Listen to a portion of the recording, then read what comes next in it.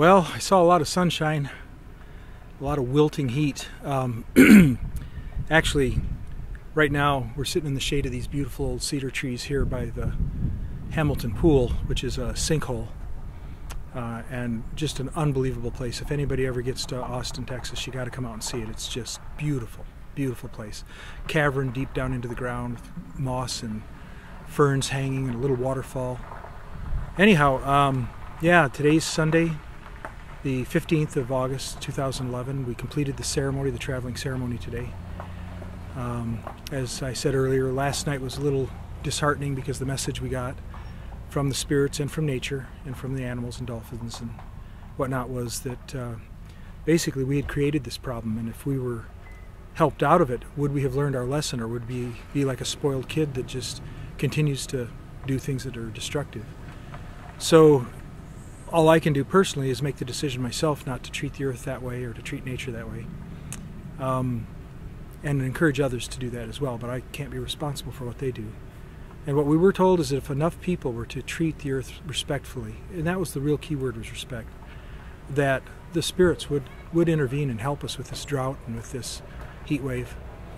So this ceremony actually started because of water moccasins, because the land had dried up and water moccasins were collecting in areas and causing some concern.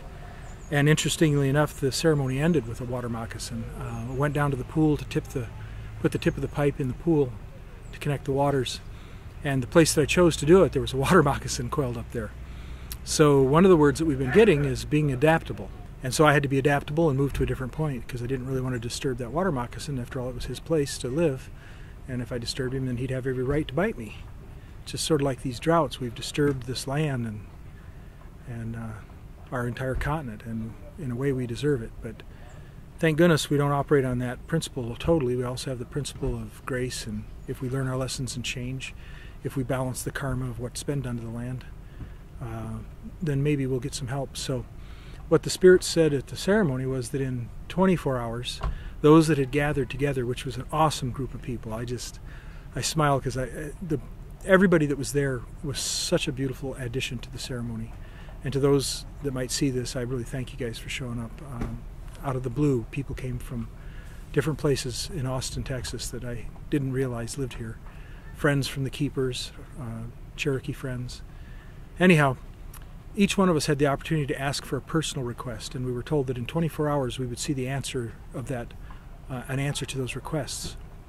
It may not be what we want, but we would see an answer. And then we were told 24 hours, so 24 hours from noon on the 14th of August, so in 2 more days by noon, we're going to see an answer to the prayers about the drought and the heat wave. Who knows what it's going to be? It might be that it's going to get more intense, and that would be a lesson. It'd be something we need to pay attention to.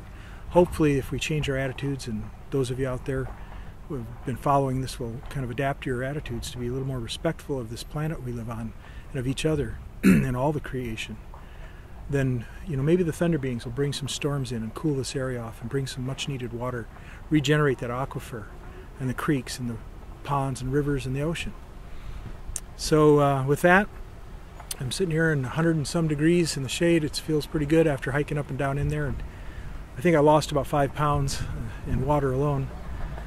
We're gonna go have lunch, and then I'm flying home. So it's been a really awesome trip. Very good ceremony. I really enjoyed it.